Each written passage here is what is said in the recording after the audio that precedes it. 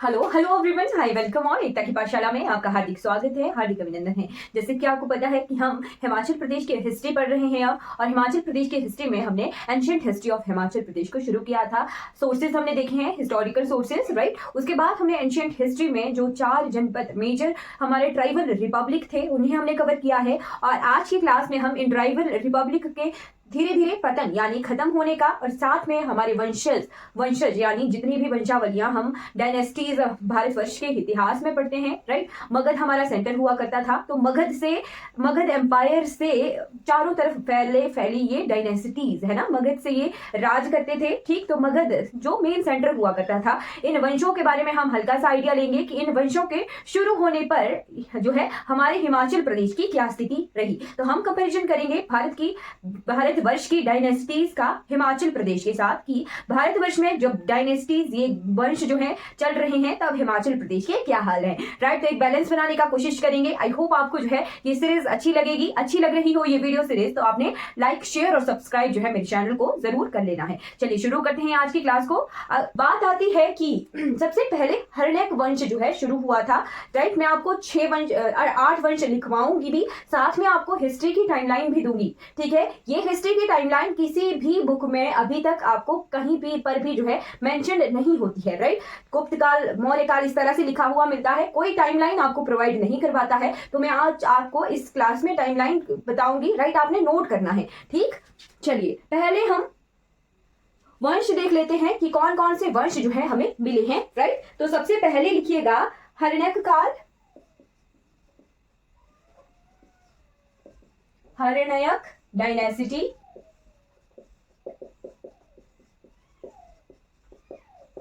उसके बाद आती है हमारी शिशुनाग डायनेस्टी,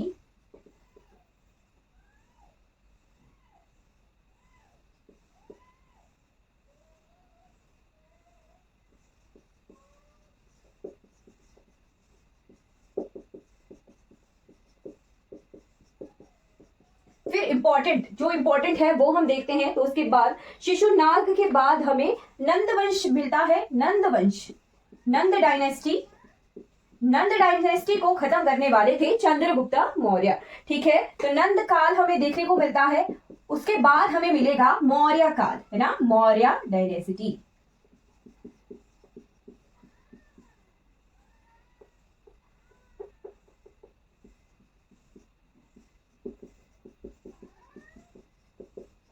राइट। मौर्य काल के बाद, मौर्य काल में जो है बृहद्रथ लास्ट किंग थे, राइट। उसके बाद शुंग काल शुरू होता है, शुंग काल,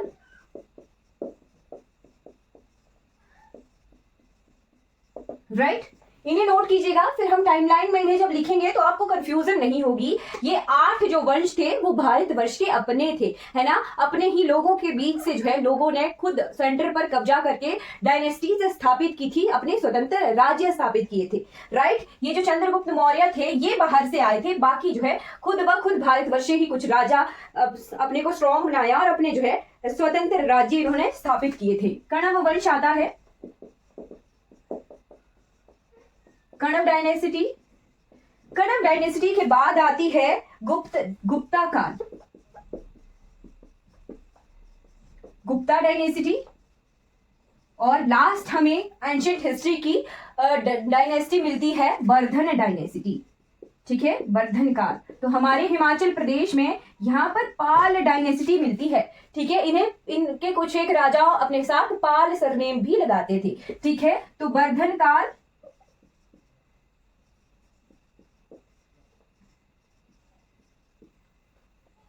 राइट। ये 8 वंश जो है, 8 डायनेस्टी भारतवर्ष में हुई हैं, राइट। अब इनके साथ साथ हमें ये देखना है कि पूरे भारतवर्ष में भारी आक्रमण भी हुए हैं। हिमाचल प्रदेश में 4 जनपद भी थे, राइट, और भारतवर्ष में 16 महाजनपद थे, ठीक। तो महाजनपद में सबसे इंपॉर्टेंट था मगध जनपद, ठीक है। मगध जनपद जिसकी कैपिटल थी पाटलिपुत्र, यानी हमारी आजकल की present Patna, right. Patna strong क्यों था? क्योंकि एक तरफ जो है वो नदी से घिरा हुआ था और दूसरी तरफ वो पहाड़ों से घिरा हुआ था, राइट। एक नेचुरल बाउंड्री होती है, यानी कैपिटल पर अगर किसी ने कब्जा कर लिया तो फिर जो है वो दूसरे के अधिकार में चली जाती है कैपिटल, राइट। तो कैपिटल पाटलिपुत्र यानी पटना, प्रेजेंट टाइम का पटना, नेचुरल बाउंड्रीज में इस तरह से विराजमान था कि उस तक जो है कब्जा करना और उस पर आक्रमण करना नेचुरल बाउंड्रीज जो है अलाउ नहीं करती थी। इसीलिए हमारे मगध एम्पायर की पाटलिपुत्र जो है बहुत टाइम तक कैपिटल रही है, राइट। तो मगध डायनेसिटी, मगध से ही जो है मगध पर जो है स्वतंत्र रूप से इन डायनेस्टीज ने जो है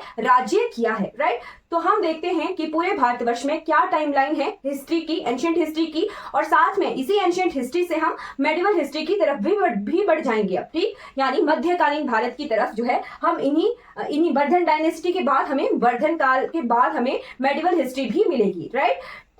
हाँ बिल्कुल। तो हम डायनेस्टीज का टाइमलाइन देखते हैं, ठीक है। हिमाचल प्रदेश में ये तो है 16 महाजनपदों में से मगध जनपद की, है ना। मगध जनपद में ये हमें डायनेस्टीज देखने को मिल रही हैं, राइट। हिमाचल प्रदेश में 4 जनपद हैं, ये आपको ध्यान है ना, हमने क्लास में 4 जनपद पढ़े हैं, राइट। तो इन महाजनपदों में ने क्या किया, जैसे जैसे ये डायनेस्टीज वंश जो है बढ़ रहे हैं, इनके राजा जो हैं पूरे भारतवर्ष पर जो है अपना कब्जा करना, अपना एक राज्य स्थापित करना चाहते थे, राइट। और ऐसा करने में सफल कौन हुए हैं, तो सफल हुए हैं मौर्य डायनेस्टी स्थापित करने वाले चंद्रगुप्त मौर्य, ठीक है। चंद्रगुप्त मौर्य ने जो है एक तरह से अपना विशाल भारत बनाना जो है एक तरह से ये सफल हुए हैं, राइट। तो ये जो है ज्यादा स्ट्रॉन्ग डायनेस्टीज नहीं थी। नंद वंश ने जो है पर्शियन, अच्छा मैं आपको टाइमलाइन बताती हूँ फिर आपको क्लियर हो जाएगा, ठीक है, ओके।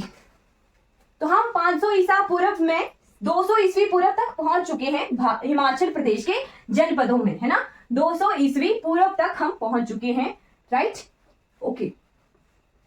तो टाइमलाइन में आपने नोट करना है, इस तरह से नोट कीजिएगा, जैसे हर्नक डायनेस्टी के लिए मैं एचडी लिखूंगी अब, ठीक। हर्नक डायनेस्टी का टाइमलाइन थी, टाइम पीरियड था इनका 600 से लेके 412 BCE, यानी हमारा ईसा पूर्व का समय है ना, ईसवी पूर्व, राइट। ये भारतवर्ष की भी बात हो रही है और हिमाचल प्रदेश की भी साथ में बात हो रही होगी, है ना।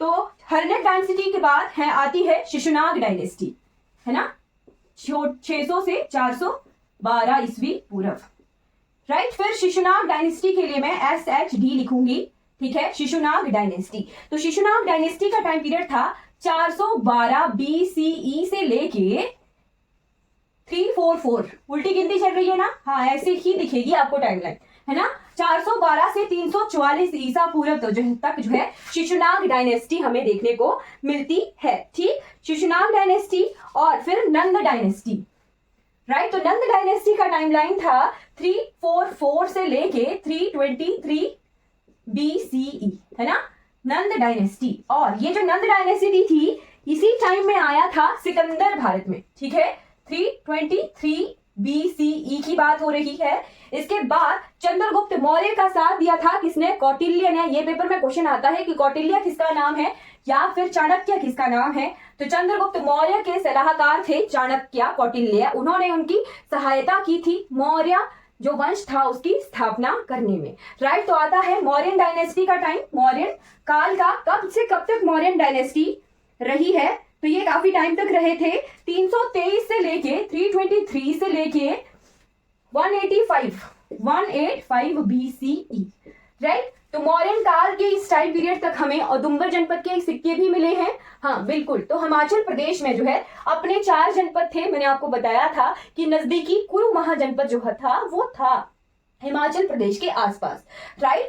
तो मौर्यन डायनेस्टीज के साथ हम देखते हैं कि 326 के आसपास 326 से लेके 325 इस ईयर में जो है किसका आक्रमण भारतवर्ष पर हुआ था, तो आक्रमण हुआ था सिकंदर का, राइट। सिकंदर का कल के क्वेश्चन भी था कि सिकंदर कौन सी नदी पार नहीं कर पाया था, तो सिकंदर ब्यास नदी जो है पार नहीं कर पाया था, राइट। मध्य एशिया की तरफ से जो है ये आक्रमण होना शुरू हो रहे हैं, राइट। जो हमारे अब तो पाकिस्तान, अफगानिस्तान और कंट्रीज हैं, बट उस तरफ से जो है मध्य एशिया की तरफ से ये आक्रमण जो है हमें दिखते हैं, राइट। तो प्रेजेंट कंट्रीज की तरफ नहीं जाना है, अभी हमारा भारतवर्ष नहीं बना है, जो हमारे अभी आजकल प्रेजेंट टाइम का नक्शा है वो नहीं है। अभी हम अखंड भारत का नक्शा देखेंगे, जिसमें पाकिस्तान भी भारत का ही भाग है और हम बांग्लादेश वगैरह भी जो है भारत का ही भाग है, राइट। तो अखंड भारत में जो है मध्य एशिया की तरफ से आक्रमण हो रहे हैं।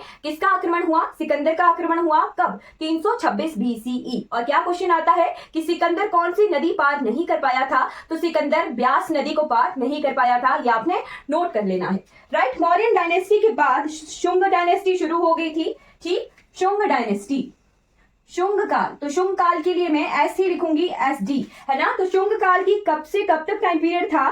तो 185 से लेके 75 BCE का ये टाइम है, जब शुंग डायनेस्टी जो है मौर्यन डायनेस्टी को खत्म होके जो है शुंग डायनेस्टी स्थापित हो गई थी। इनके जो है मैं वंशज नहीं बता रही हूं, कौन इनका संस्थापक था ये मैंने आपको नहीं बताया, ये भारत की हिस्ट्री जब पढ़ते हैं वहां पर देख लीजिएगा। मैं सिर्फ आपको टाइमलाइन प्रोवाइड करवा रही हूँ, राइट। मैंने आपको ना इनके संस्थापक बताए हैं, ना इनके अंतिम राजा बताए हैं। मैं आपको हिमाचल प्रदेश की डायनेस्टीज के राजा और संस्थापक बताऊंगी, ठीक है। शुंग डायनेस्टी के टाइम के बाद जो है कणव डायनेस्टी बनी, राइट। तो कणव डायनेस्टी का क्या टाइम था? 75 से लेके 30 BCE का, अभी भी जो है ईसा पूर्व में ही है, ठीक है। BCE का टाइम पीरियड है कणव डायनेस्टी का, राइट। तो शुंग डायनेस्टी, कणव डायनेस्टी के टाइम जो है इंडो ग्रीक्स, हमें इंडो ग्रीक सिक्के मिले हैं, है ना, हिमाचल प्रदेश से भी। तो इंडो ग्रीक का आक्रमण होना शुरू हो गया, भारत में अब आए Indo Greek, right. Indo Greek कब से कब तक जो है भारतवर्ष में आ रहे थे? तो ये आए थे 185 से आना शुरू हो गए शुंग काल से, और 10 BCE तक जो है इनका टाइम पीरियड, हमें इनके बारे में जानकारी भारतवर्ष में मिलती है इंडो ग्रीक्स की, राइट। कणव डायनेस्टी के बाद गुप्ता काल तो काफी लेट शुरू हुआ है, राइट। मगध एम्पायर पर जो है दक्षिण भारत की तरफ से राजा आके उन्होंने अपना एम्पायर स्थापित कर लिया, राइट। मतलब ये जो टाइम पीरियड है 30 BCE के बाद, उसके बाद 300 CE यानी 300 ईस्वी तक जो है दक्षिण भारत के राजाओं ने अपना शासन चलाया था। तो दक्षिण भारत में कौन कौन से राजा हुआ करते थे? चोलास, पांड्यास और चेरास, राइट। ये राज्य स्थापित थे दक्षिण भारत की तरफ, राइट। तो अभी जो है उत्तर भारत के राजा जो है कमजोर हैं और दक्षिण भारत के ही तरफ से राजा आ गए। सातवाहन कहाँ के राजा हैं? तो दक्षिण भारत से जो है हमारे दक्कन पठार के राजा हैं, वही स्ट्रॉन्ग होके मगध पर अपना एम्पायर स्थापित कर लेंगे, राइट। तो आता है सातवाहन का टाइम, ठीक है। सातवाहन का टाइम आ गया भारतवर्ष के मगध एम्पायर पर। मगध सेंटर हुआ करता था, दिल्ली तो जो है मुगल काल में ही दिल्ली सल्तनत बनी है। जब तुर्कियों का आगमन हुआ उसके बाद ही जो है दिल्ली सेंटर बना, पहले मगध ही था, राइट। तो सातवाहन का टाइम पीरियड है 30 BCE से लेके 250 CE तक, यानी अब कॉमन इरा का टाइम आ गया, ठीक है। अब सीधी गिनती चलेगी, पहले उल्टी गिनती चल रही थी, अब सीधी गिनती का टाइम आ गया है। तो 250 CE तक सातवाहन जो है मगध पर अपना एम्पायर स्थापित किया था। फिर उसके बाद इनको बकटक्षास, राइट, बकटक्षास ने जो है अपना एम्पायर स्थापित किया। सातवाहन जो है इनका दमन कर दिया इन्होंने। बकटक्षास का टाइम आता है 250 CE से लेके 500 CE तक, ठीक है। बट इन्हें हल्का हल्का खदेड़ दिया। किसने खदेड़ा था? तो खदेड़ा था गुप्ताज ने, ठीक है। इनका एम्पायर धीरे धीरे ये दक्षिण भारत की तरफ भेज दिए गए, राइट। गुप्ता काल जो है अब मगध पर अपना एम्पायर स्थापित कर लेगा साथ में, ठीक है। तो हमने जो है देखा 250 CE से लेके बकटक्षास 500 CE तक होंगे, बट इनको धकेल दिया जाएगा दक्षिण भारत की तरफ, और उत्तर भारत की तरफ जो है कौन अपना राज्य स्थापित कर लेंगे? तो गुप्ताज अपना राज्य स्थापित कर लेंगे, ठीक। गुप्ता काल शुरू हो जाता है, गुप्ता पीरियड, है ना। गुप्ता पीरियड शुरू हो जाता है, तो कब से गुप्ता पीरियड शुरू होगा? 320 CE, 320 ईस्वी से लेके ये रहते हैं 543 CE तक,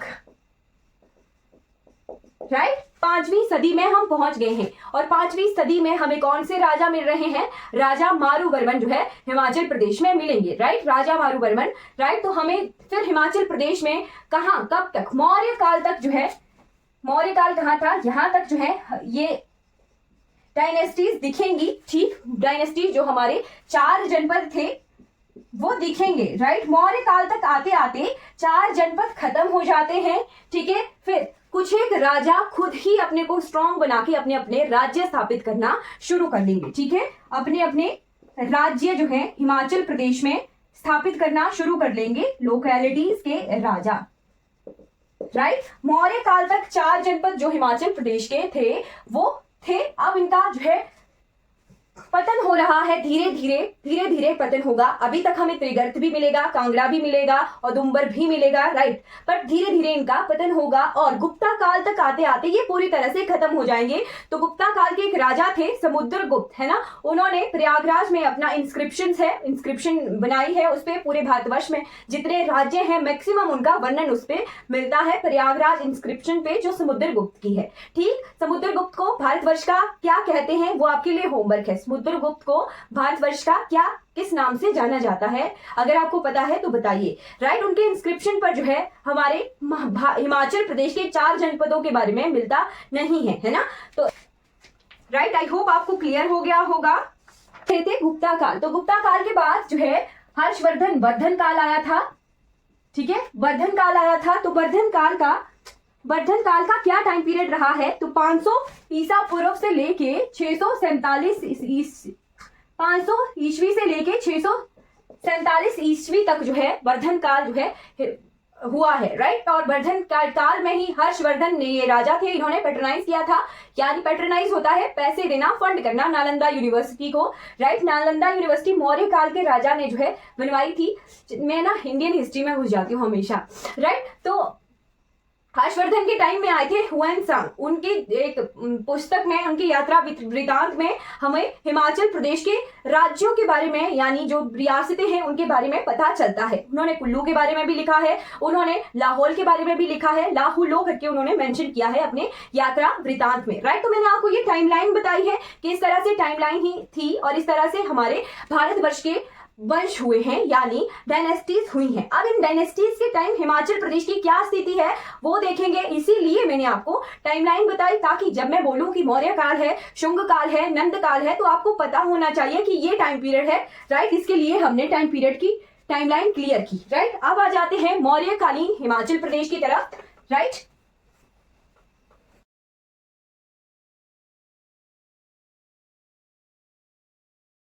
की स्थापना किसने की थी? अब ज्यादा डायनेस्टीज हमने नहीं पढ़ी है। जिन डायनेस्टीज के बारे में हमें लिटरेचर अवेलेबल है हिमाचल प्रदेश में क्या स्थिति थी, बस वही वंश हम पढ़ेंगे। राइट, तो हमें सबसे पहले मौर्यकालीन हिमाचल प्रदेश के बारे में पता है कि जब भारतवर्ष में मगध पर मौर्य साम्राज्य था, तब हिमाचल प्रदेश के कुछ एक जो है जगहों का वर्णन हमें मिलता है। तो चंद्रगुप्त मौर्य के सलाहकार थे, कौन थे? चाणक्य। ये पेपर में क्वेश्चन आता है, चाणक्य। राइट, चाणक्य नीति, है ना। तो चाणक्य का और क्या नाम है? कौटिल्य। राइट, ये क्वेश्चन आता है। तो इनके सलाहकार कौटिल्य को इन्होंने पहाड़ी रियासतों की तरफ भेजा था। राइट, पहाड़ी रियासतों की तरफ भेजा था और वर्णन मिलता है ये कि ये मिले थे, किससे मिले थे? तो पहाड़ी राजा परवर्तक से ये मिले थे, परवर्तक से मिले थे, या फिर इनका नाम एक और भी मिलता है, पर्वतेश मिलता है। पहाड़ी राजा थे ये, इनके साथ इन्होंने संधि की थी।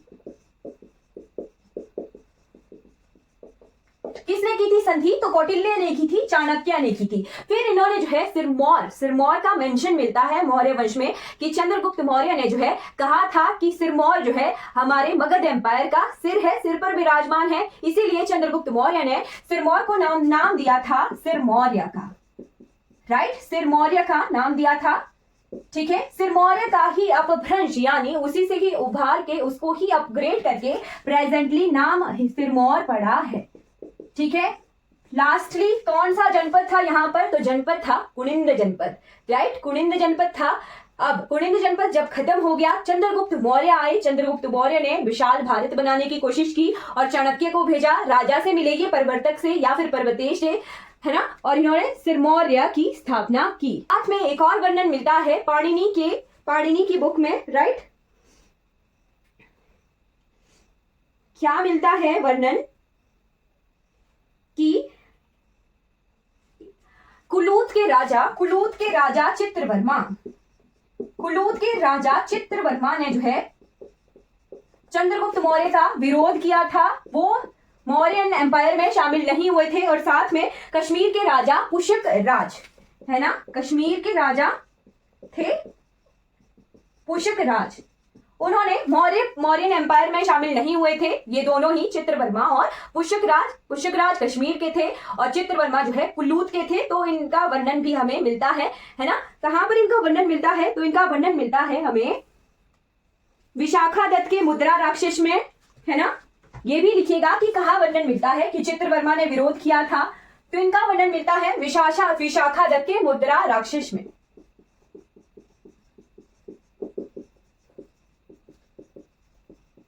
मुद्रा राक्षसम में, और जैन ग्रंथ है एक जिसका नाम है परिशिष्ट पवर्ण, है ना,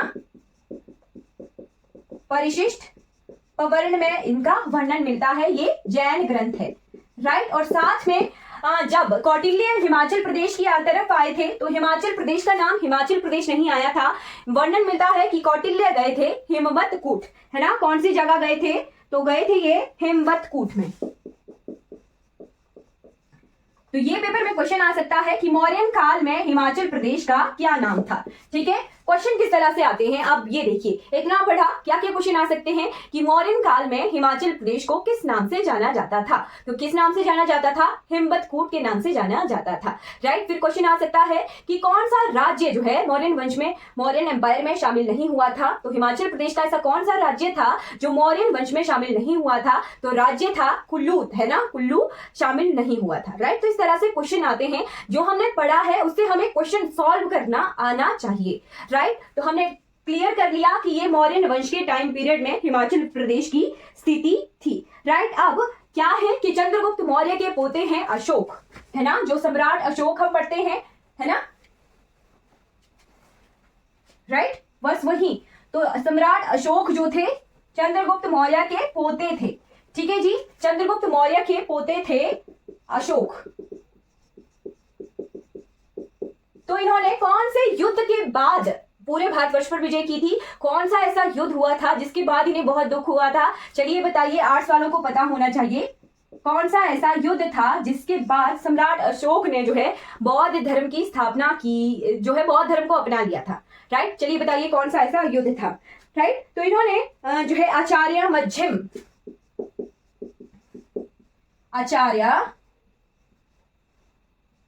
मध्यम को अपॉइंट किया था कि वो हिमालय की तरफ जाएं और बौद्ध धर्म का प्रसार करें। ये पेपर में क्वेश्चन आया था कि सम्राट अशोक ने जो है किन्हें बौद्ध धर्म का प्रसार करने के लिए हिमाचल प्रदेश भेजा था, है ना। हिमाचल प्रदेश किन्हें भेजा था? अशोक ने आचार्य मध्यम को जो है हिमाचल प्रदेश भेजा था बौद्ध धर्म के प्रसार के लिए। हाँ जी, कलिंग का युद्ध था, बिल्कुल सही, राइट। फिर उसके बाद आ जाते हैं कि कहां कहां पर जो है इन्होंने स्तूप बनाए थे और उनके अवशेष हमें मिले हैं। ये पेपर में क्वेश्चन आता है, राइट। तो हमें मिले हैं स्तूपों के अवशेष कहां कहां? कुल्लू के कड़थ में, कांगड़ा के चैंतड़ू जगह पर, कांगड़ा के चैंतड़ू जगह पर, और टोंस घाटी के कलसी जगह पर। ठीक है, टोंस घाटी, टोंस नदी कहाँ मिलती है? यमुना में, कलसी में ही मिलती है। तो इन तीनों जगहों पर हमें स्तूपों के इंस्क्रिप्शंस भी मिले हैं, स्तूपों के अवशेष भी मिले हैं, राइट। आई होप आपको क्लियर हो गया होगा। और साथ में तीसरी चीज, दो चीजें क्लियर हो गई, तीसरी चीज आती है मौर्यन वंश की जो इंपॉर्टेंट है, राइट। तो चार जो है बौद्ध धर्म भी हमारे BCE ईसा पूर्व जो है आ गया था। महात्मा बुद्ध और महावीर जो थे जैन धर्म के, उनका जन्म ईसवी पूर्व का ही है, राइट। तो जो हमारी धार्मिक रिवोल्यूशन थी भारतवर्ष में, वो भी साथ साथ में शुरू हो गई थी। राइट, धर्मों का प्रचार प्रसार भी जो है जोरों शोरों से चला हुआ था। राइट, अभी तक हमें हिंदू मंदिरों के बारे में नहीं पता लगता है, हिंदू मंदिर तो बाद में आते हैं, है ना। अभी तक जो है मूर्ति प्रथा के बारे में हमें नहीं पता कि हाँ मूर्ति बनाकर पूजा होती थी, है ना। तो इस तरह से बौद्ध धर्म, जैन धर्म, दो इंपॉर्टेंट धर्म जो है ईसवी पूर्व में हमें देखने को मिलते हैं। ठीक है, फिर धीरे धीरे और ज्यादा पर्शियन एम्पायर, फिर हमारी तुर्क एम्पायर का जो है इन्वेजन होता है, आक्रमण होता है हमें, फिर इस्लामिक धर्म भी मिलेगा भारतवर्ष में आता हुआ। राइट, तो हम तीसरी चीज की तरफ आते हैं। 4 काउंसिल्स हुई थी बौद्ध धर्म की, और उसके बाद जो है बौद्ध धर्म को की जो है इनकी शिक्षाओं को, इनकी कहानियों को कंपाइल किया गया था, है ना। तो पीटक बनाए गए थे, विनय पीटक, सुत्त पीटक और निकायस बनाए गए थे, और अभिधम पीटक, 3 पीटक थे। महापंडित कात्यायन के द्वारा,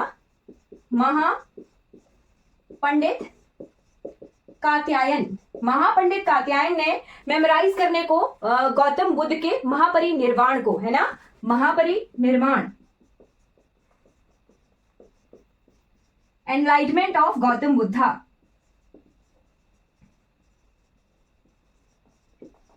तो गौतम बुद्धा को कहां पर एनलाइटमेंट हुई थी, कहां उन्हें महापरिनिर्वाण मिला था? चलिए बताइए, कौन सा वृक्ष? वृक्ष तो पीपल का है जो महात्मा गौतम बुद्ध के एनलाइटमेंट को शो करता है, बट इन्हें कहां पर महापरिनिर्वाण की प्राप्ति हुई थी वो बताइए जगह। राइट, तो उनके मेमोराइज को कंपोज किया था किस ग्रंथ के नाम से? अभिधर्म ज्ञान प्रस्थान। अभिधर्म ज्ञान प्रस्थान। किसको मेमोराइज करने के लिए? महापरिनिर्वाण ऑफ गौतम बुद्धा को मेमोराइज करने के लिए महापंडित कात्यायन ने कहां पर इसका कंपोजिशन की थी इस ग्रंथ की। ये ग्रंथ का नाम है, राइट, कहां पर? कांगड़ा में। ये क्वेश्चन आता है कि कहां पर जो है महापंडित कात्यायन ने अभिधर्म ज्ञान प्रस्थान को कंपोज किया था, उसको लिखा था। राइट, तो जगह आ गई कांगड़ा, है ना, और ग्रंथ का नाम आ गया अभिधर्म ज्ञान प्रस्थान। किसने इसको कंपोज किया था? तो महापंडित कात्यायन ने, कांगड़ा में। किसको मेमोराइज करने के लिए? महापरिनिर्वाण ऑफ गौतम बुद्धा। ठीक है, उसको मेमोराइज करने के लिए कितने सालों बाद? तो उनके महापरिनिर्वाण के 300 वर्षों बाद जो है इसको उन्होंने इसके बारे में लिखा था। राइट, आई होप आपको ये क्लियर हो गया होगा। अब आ जाते हैं, इतना ही है मौर्यन कालीन हिमाचल प्रदेश के बारे में। ठीक है, अब आ जाते हैं शुंगा पीरियड्स के बाद टाइम। ठीक, शुंग डायनेस्टी तो अब हम जल्दी जल्दी कवर करेंगे क्योंकि इसके बाद बहुत कम है जानकारी और ज्यादा इंपॉर्टेंट भी नहीं है। अब इसके बाद हमें इंपॉर्टेंट होगा हर्षवर्धन टाइम और हुणों का आक्रमण। राइट, तो मैं आपको एक चीज बताना भूल गई थी, जब हमने यहाँ टाइमलाइन पर गुप्ता काल लिखा था, है ना, और वर्धन काल लिखा था, उसी टाइम जो है हिमाचल प्रदेश में नहीं भारतवर्ष में इंडो ग्रीक्स मैंने लिखवाए थे, इंडो सिंथियंस वहां लिख लेना, यूनानियों का आक्रमण हुआ था। उसके पीछे पीछे साथ साथ में कुषाण आ गए थे। ठीक है, कुषाण, तोरमन के नेतृत्व में कुषाण आ गए थे, और कुषाणों के पीछे पीछे हुण आए थे। ठीक है, गुप्ता काल तक ही ये आते हैं। राइट, फिर गुप्ता काल के बाद जो है ये नहीं रहते हैं, क्योंकि गुप्ता एम्पायर जो है पूरी तरह से डेवलप हो जाती है मगध से, फिर ये दिल्ली की तरफ बढ़ जाएंगे। राइट, ये जो कुषाण और हुण है ये दिल्ली तक पहुंचते हैं और अपना एम्पायर स्थापित करने की कोशिश करते हैं। फिर इनके लीडर्स को हरा देते हैं, गुप्ता काल के लीडर्स, है ना, और ये खुद को जो है अपने को गांव में चले जाते हैं, और एज ए चरवाहे ये फिर डेवलप हो जाएंगे। तभी हमें पता लगेगा कि गुज्जर जो है खुद को हुणों का वंशज मानते हैं। राइट, तो कुषाण और हुणों का आक्रमण जो है हमने नहीं लिखा था, आपने वहां पर अपडेट कर लेना है। ठीक है, टाइमलाइन को अपडेट कर लीजिएगा साथ साथ में। राइट, अब आ जाते हैं Shunga period of Himachal.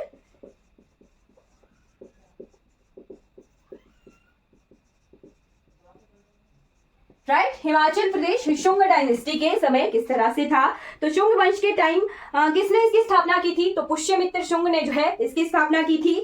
Mauryan empire के लास्ट राजा थे बृहद्रथ, उन्हें मारकर जो है पुष्यमित्र शुंग ने जो है शुंग डायनेस्टी की स्थापना की थी। राइट, 1087 से 75 ईस्वी पूर्व तक जो है इसके बारे में हमें मिलता है। अब यही एक ऐसी डायनेस्टी है जिसका हिमाचल प्रदेश के छोटे छोटे राज्यों पर कंट्रोल बिल्कुल भी नहीं रहता है, और इसके बाद से ही हिमाचल प्रदेश में रियासतें हमें देखने को मिलती हैं। राइट, तो क्या लिखना है आपने? There were no control of Shunga period kings on the small empire. ठीक है, और उसी वजह से जो है स्मॉल एम्पायर्स इंडिपेंडेंट।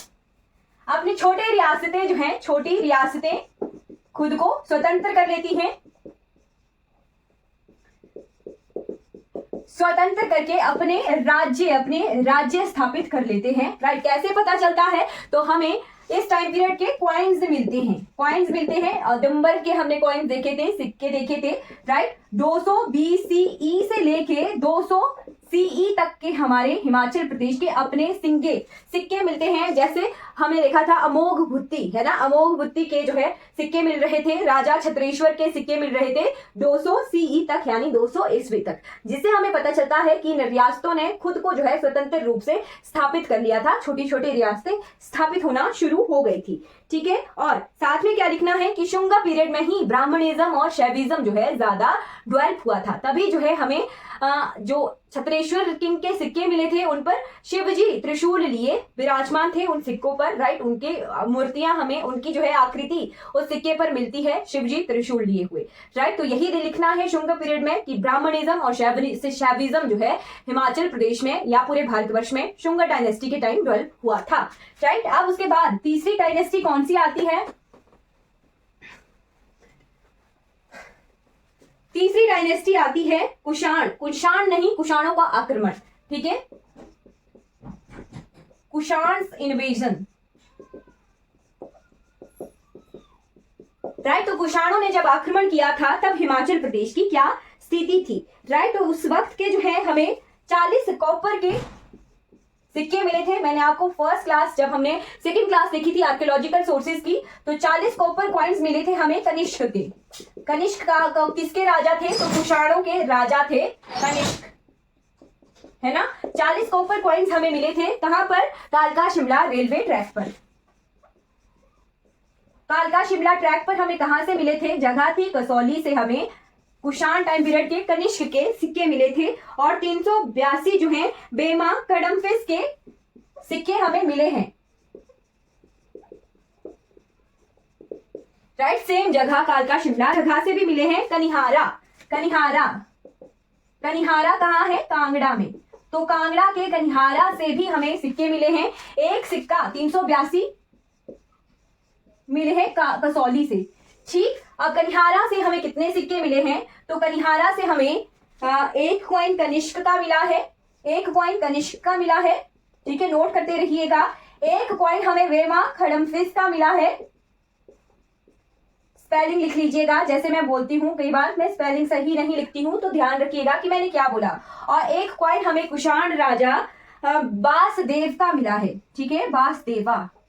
राइट, तो ये सिक्के हमें कनिहारा कांगड़ा से मिले हैं। क्या पता कोई जो है उन्हें अपने साथ एज अ ले गया था। कई बार जो है, मान लो जैसे मैं ही हूँ, राइट, मैं अपने साथ सिक्के लेके आई हूँ, है ना, भारतवर्ष के, और मान लो कहीं दूसरी जगह किसी दूसरी कंट्री में जो है डेथ हो जाती है और दब गई मैं। ठीक है, तो मेरे पास वो सिक्के जो है प्रिजर्व रह गए। राइट, कुछ सालों बाद, बहुत 100 सालों के बाद, बहुत वर्षों के बाद जो है वो सिक्के निकले किसी और कंट्री में। ठीक है, तो उससे पता लगेगा कि हाँ, ये सिक्के जो है इस जगह से मिले हैं। तो क्या पता एक एक सिक्का अगर मिल रहा है तो किसी ने किसी जरिए से वहां पहुंचा हो। राइट, वैसे ही मैं बोल रही हूँ, राइट, कि एक सिक्का मिल रहा है तो किसी जरिए से ही उस जगह पहुंचा है। बट इन सिक्कों का मिलना हमें क्या बताता है कि इस टाइम पीरियड में जो है हिमाचल प्रदेश में भी कुषाण टाइम पीरियड के सिक्के मिले हैं, यानी कुषाण का आक्रमण का जो है इम्पैक्ट हिमाचल प्रदेश पर हमें दिखता हुआ मिलता है सिक्कों की अवेलेबिलिटी की वजह से। राइट, और एक और चीज, कुषाण के कनिष्क ने जो है चौथी बुद्धिस्ट काउंसिल करवाई थी, है ना। चौथी बुद्धिस्ट काउंसिल का क्या वर्णन मिलता है कि चौथी बुद्धिस्ट काउंसिल कहाँ हुई थी? तो हुई थी जालंधर में, है ना। इसका कॉन्फ्लिक्ट है, क्या पता, इस जब लिटरेचर में मिला है कुंडलवन बिहार जगह, और कुछ जगहों पर कुंडल मठ भी लिखा हुआ मिला है ना। तो कुछ स्कॉलर्स, हिस्टोरिकल स्कॉलर्स का ये मानना है कि कुंडल मठ जो है जालंधर में हो सकता है। ठीक, मैक्सिमम पॉसिबिलिटी जो है जालंधर की होती है। राइट, ये जो कुंडलवन बिहार है ये कश्मीर में है ना। तो कनिष्क के टाइम जो है चौथी बुद्धिस्ट काउंसिल हुई थी, है ना, उन्होंने ये करवाई थी, है ना, कुषाण किंग कनिष्क के टाइम में। तो तभी इसके बारे में क्यों पता लगा, क्यों जानकारी हिमाचल प्रदेश से मिल रही है? क्योंकि जालंधर त्रिगर्त का हिस्सा था। राइट, तो वही की चौथी काउंसिल जो है पॉसिबिलिटी है कि हिमाचल प्रदेश के जालंधर में हुई होगी, है ना, कुषाण टाइम पीरियड में ये हुई है ना। फिर उसके बाद कुनिंद जनपद को जो है, अब कुनिंद जनपद ने खुद को इंडिपेंडेंट कर लिया था। उसके बाद आते हैं गुप्ता किंग के बारे में। तो गुप्ता किंग, समुद्रगुप्त की अब बारी आ गई। राइट, गुप्ता एम्पायर, गुप्त काल। तो गुप्ता काल में हमें दो राजाओं के बारे में पढ़ना है। एक है चंद्रगुप्त जिन्होंने शादी की थी एक राजकुमारी से, वही पेपर में क्वेश्चन आता है। राइट, लिच्छवी प्रिंसेस से, चंद्रगुप्त वन, है ना। जो चंद्रगुप्त मौर्य थे वो अलग हैं और ये चंद्रगुप्त अलग हैं। ये गुप्ता एम्पायर के हैं। ये तो 200 साल बाद के हैं, ठीक है, 200 साल बाद के हैं, है ना। चंद्रगुप्त मौर्यन काल इस गुप्ता काल से 200 वर्ष जो है पहले हो चुका है। राइट, ध्यान दीजिएगा, 200 नहीं, लगभग 400 वर्ष पहले हो चुका है ना। 400 वर्ष पहले हो चुका है मौर्यन एम्पायर, है ना। ये 400 वर्ष बाद की बात है।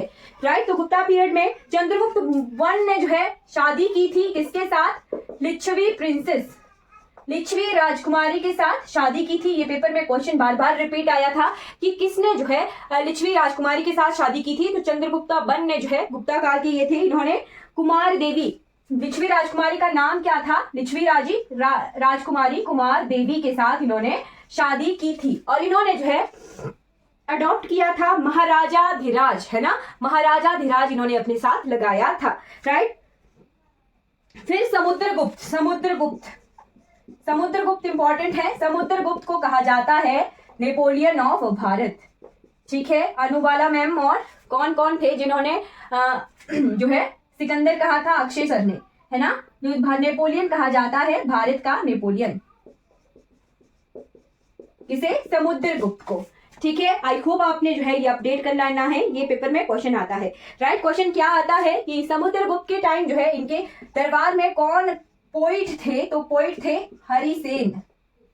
हरिसेन जो है इनके दरबारी कवि थे। इन्होंने क्या लिखा था? तो प्रयाग प्रशस्ति लिखी थी, प्रयाग प्रशस्ति, ठीक है। हरिसेन कवि थे इनके दरबार में और इन्होंने प्रयाग प्रशस्ति लिखी थी, ठीक है। अब इसके बाद शिवालिक क्षेत्र में इनके टाइम में छोटे छोटे राजा थे, जैसे अर्जुने, योध्याय, मधुरर राज्य थे, है ना। अर्जुने, यजोध्याय, मधुरर, है ना, करतनपुर, बुशहर, सिरमौर और जॉनसन बाबर। राइट, गुप्ता काल के टाइम में छोटे छोटे रियासतें, प्रयाग प्रशस्ति में हमें इनका वर्णन मिलता है। राइट, मैंने आपको बताया था कि समुद्रगुप्त ने जो है इंस्क्रिप्शन लिखी थी, उसमें हमें जो है सिरमौर, जॉनसन बाबर, बुशहर, करतनपुर, मधुरर, योजोध्याय और अर्जुने, इन रियासतों के बारे में मिलता है। ये नॉर्थ इंडिया की रियासतें हैं। राइट, तो यहाँ पे हमें बुशहर, सिरमौर और जॉनसन बाबर, है ना, ये जगहें क्लियरली दिख रही हैं कि रियासतें इंडिपेंडेंट खुद को करवा चुकी हैं। ठीक, उसके बाद इन्होंने सिरमौर में, जो समुद्रगुप्त थे उनके टाइम में सिरमौर में एक मंदिर है, उसके बारे में आपने नोट करना है, ठीक है, लिखिएगा। इन्होंने जो है सिरमौर में लखा मंडल टेम्पल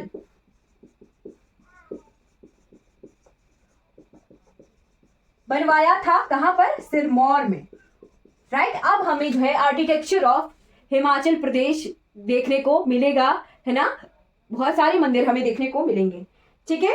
6th सेंचुरी एडी का जो इंस्क्रिप्शन है, जॉनसन बाबर को जो है बताया गया है कि ये सिरमौर का पार्ट था। ठीक, उसके बाद आते हैं हुण। राइट, तो हुणों के राजा थे तोरमन। इन्होंने आक्रमण किया था भारतवर्ष पर मध्य एशिया की तरफ से, और तोरमन को जो है 5th सेंचुरी एडी में तोरमन और उनके बेटे ने साथ में जो है आक्रमण किया था। तोरमन को मार दिया गया था और जो उनके साथ आए थे वो जो है चरवाहों की तरह बिखर गए गांव में, ठीक है, हिमाचल प्रदेश के कुछ गांव में, और वो फिर बाद में चरवाहे बने। खुद को उन्होंने गुज्जर कहा। राइट, गुज्जर। तो गुज्जर जनजाति जो है हुणों की वंशज है। ये पेपर में बार बार रिपीट क्वेश्चन आया है। राइट, नोट रखना है कि गुज्जर जो है किसके वंशज हैं? तो हुणों के वंशज हैं। राइट। उसके बाद हर्षवर्धन टाइम आता है, तो हर्षवर्धन टाइम से पहले की क्या स्थिति है हिमाचल प्रदेश में, राइट, बिफोर हर्षवर्धन पीरियड।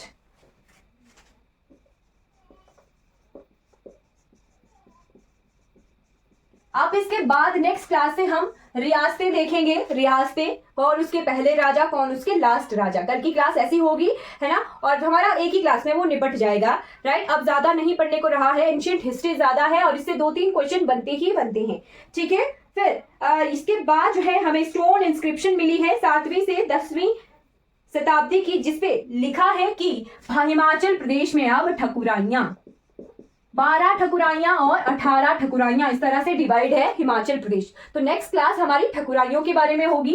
कब की इंस्क्रिप्शन है, तो 7वीं शताब्दी से लेके 10वीं शताब्दी तक जो है हिमाचल प्रदेश ठकुराइयों में बट गया है, ठीक है। फिर आ जाते हैं हर्षवर्धन काल की तरफ।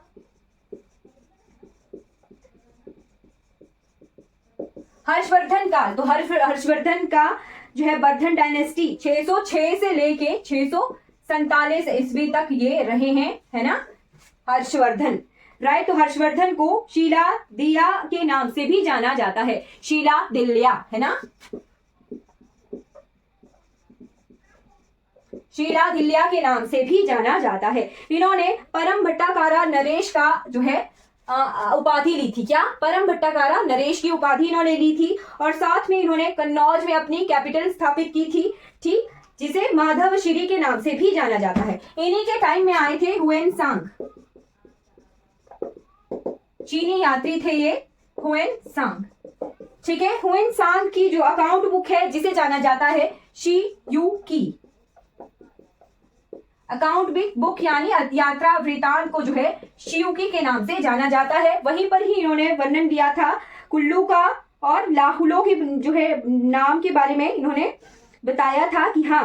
फिर इनके टाइम में इनके कवि थे बाण भट्ट, ये भी पेपर में कई बार क्वेश्चन आ जाता है। बाण भट्ट जो है इनके पोइट थे, दरबारी कवि थे। बाण भट्ट ने हर्षवर्धन की जो है ऑटोबायोग्राफी लिखी थी जिसका नाम है हर्षचरित, और साथ में बाण भट्ट ने लिखी थी कादम्बरी, कादम्बरी जिसे first novel of the world के नाम से जाना जाता है। किसने लिखी थी, बाण भट्ट ने। किसके कवि थे, हर्षवर्धन के कवि थे। कादम्बरी इन्होंने लिखी थी और इसे फर्स्ट नोवेल ऑफ वर्ल्ड के नाम से जाना जाता है। हर्षवर्धन ने खुद भी जो है प्रियादर्शिका, रहनाबली और